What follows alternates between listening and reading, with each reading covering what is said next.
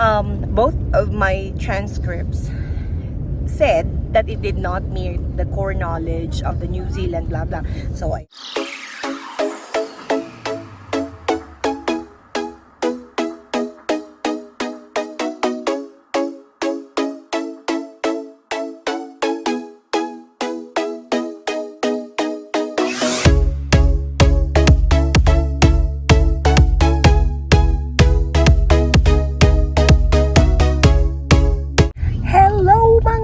mga kajor.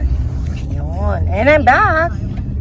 So, we are still in the United States of America. And we are going back to the Philippines on July. So, before we actually move to the Philippines, we applied for the New Zealand teaching certificate. So, of course, after joining a Facebook group for Filipino secondary teachers in New Zealand, I also started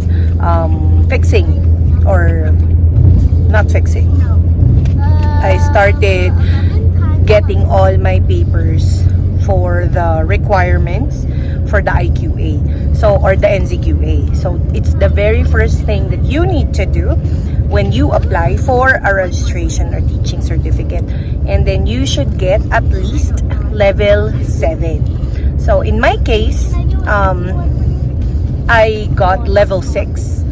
And I think the reason why I got level 6 for my NZQA is because I did not submit a course by course description. So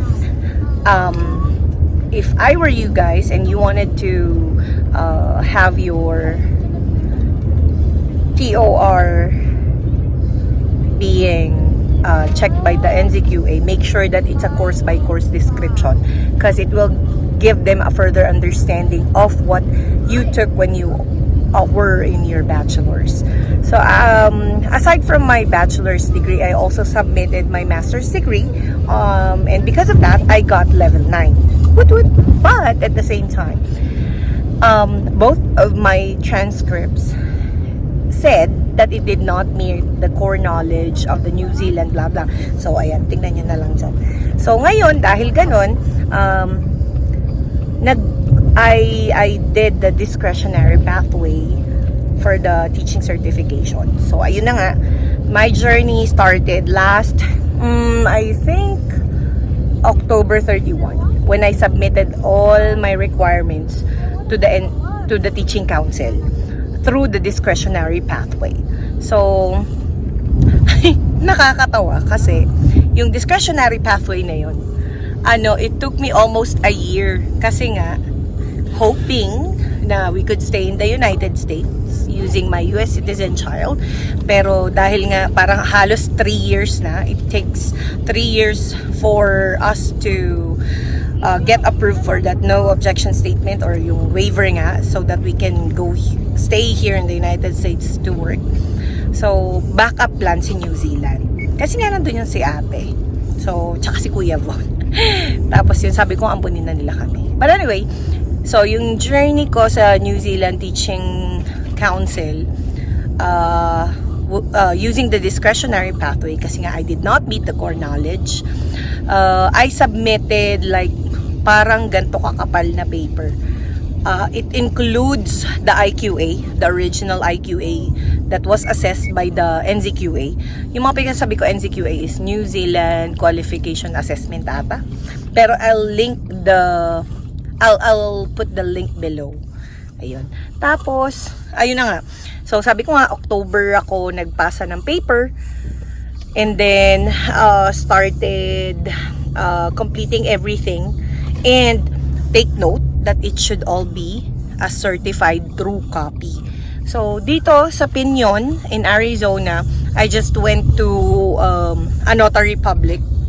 And then, I submitted all my papers and have them certified it. Tapos yun, I scanned all of the documents and then submitted it to the teaching council. Tapos parang ang tagal kasi every time na nanghihingi ako ng update, ang laging sinasabi sa akin is may meeting pa daw sila, magmi-meet pa daw, ganyan.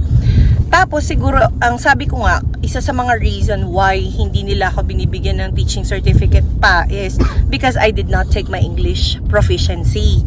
So kasi in the teaching council, kailangan makakuha ka ng English proficiency.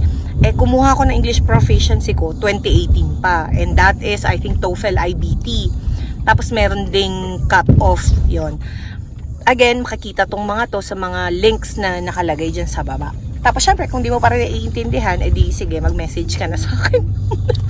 Sa Jane May and Sinares Cruz Facebook page. Facebook page nga bang? Hindi yung Facebook page. Yun yung own account ko. Tapos, yun na nga, dahil hindi ako pa rin nagpapasa ng English proficiency kasi hindi pa rin ako nag-take. Tapos sabi ko nga, try ko lang. Tapos, April yon, I booked my PTE Academic. And guess what? Wala akong passport. So, goodbye $200.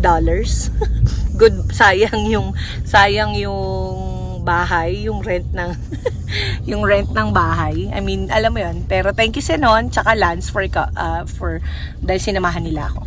Then after that, hindi ulit ako nag-proceed. Pero dahil hindi ako nag-proceed, ayun. Hinihingan pa rin ako ng English proficiency kahit pinasa ko yung dati kong TOEFL IBT. Kasi nga, that was 5 years ago.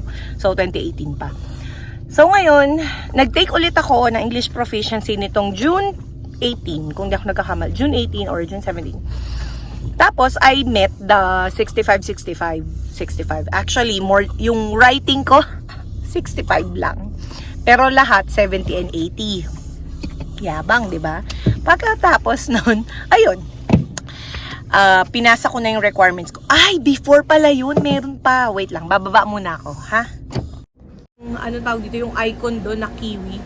Pag pumunta ka sa teaching council, tapos tinanong mo kung kumusta na, like, query mo, nagtatanong ka kung kumusta na yung registration mo, na-approve na ba or whatever, itatype mo lang yung number mo doon. FBI, nag-apply lang ako online. So sa USPS, doon kami nagpa-fingerprint.